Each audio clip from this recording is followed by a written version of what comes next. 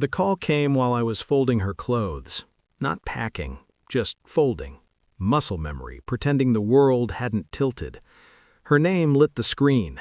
No emoji, no warmth, just letters. Clean, final. I wanted divorce, she said. Calm, practiced, a line she'd rehearsed for someone else. I didn't ask why. I listened to what she didn't say, the pause before boring, the breath she took before I need more. Behind me, her phone buzzed on the counter. Once, twice. I watched it light up without touching it. Something in that glow felt wrong, too eager, too timed. I told her we'd talk later. My voice didn't shake. That surprised me. When the call ended, the room stayed quiet. Too quiet, like it was waiting to see what I'd do next. I picked up her phone. No lock. She'd never needed one before. A message preview slid across the screen. Did you tell him yet? That was the moment my life split into before and after. Not when she asked to leave, but when I realized she'd already gone. At first, I told myself it was stress, a phase, a fantasy fed by other people's lives. She'd always hated the word settled, said it like an insult. I replayed the last year in fragments. Late meetings, new clothes, a sudden interest in wine she couldn't pronounce, her laugh changing pitch when certain names came up. There was a man, of course there was, but that wasn't the betrayal. The betrayal was how small she'd made me feel without saying a word, how she reframed our history as something she'd survived. I found emails first, careful, deleted, recovered, plans that didn't include me, complaints disguised as jokes.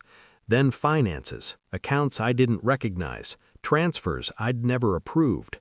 She wasn't running from boredom. She was running toward something she'd been building quietly, brick by brick, behind my back. At dinner, she smiled like nothing was wrong, asked me to pass the salt. I watched her hands. They didn't shake. That's when I knew this wasn't impulse, it was strategy. And strategy respects only one thing: precision. I became invisible on purpose. I kissed her goodnight, asked about her day, listened more than I spoke. At night when she slept, I worked. Phone records, shared calendars, cloud backups she forgot existed. I learned how many versions of her there were: the wife, the victim, the woman starting over, and the one who laughed at my patience behind my back. I didn't confront her. Confrontation is for people who still want answers. I already had them. I followed money trails like footprints in snow. Clear, irreversible. Every lie led to another lie until the pattern became unmistakable. She wasn't just leaving, she was taking and blaming me for the mess she'd planned.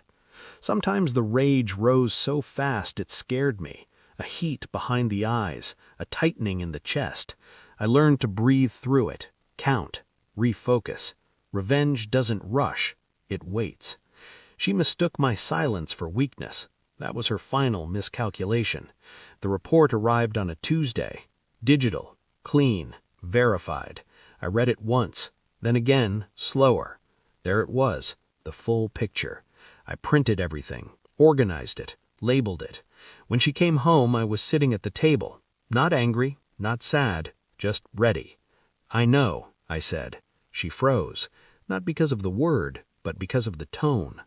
I slid the folder across the table. She didn't open it at first. Then she did. Her face collapsed in stages. Shock, calculation, fear. "This isn't what it looks like," she whispered. I nodded. "It's exactly what it looks like." She cried, loud, desperate, reached for my hand. I pulled it back. I didn't raise my voice, didn't insult her. I just told her what would happen next, step by step. I didn't expose her publicly. I didn't need to. I let the truth travel through the right channels, quiet ones, permanent ones, legal, financial, social. The life she'd planned unraveled without spectacle. Opportunities vanished. Allies disappeared. People don't like being lied to. She came back once, not to apologize, to negotiate. I listened, then stood up. "You already spent what you thought was mine," I said. "Now you get to live with what's left of you." She watched me leave, this time for real. I don't think about her much now, not because it doesn't hurt, but because it doesn't matter. The rage burned itself out once it served its purpose. What remained was clarity. She wanted excitement. She got exposure.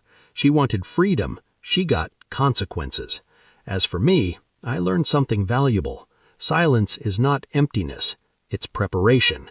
And when I finally walked away, I didn't feel victorious. I felt finished.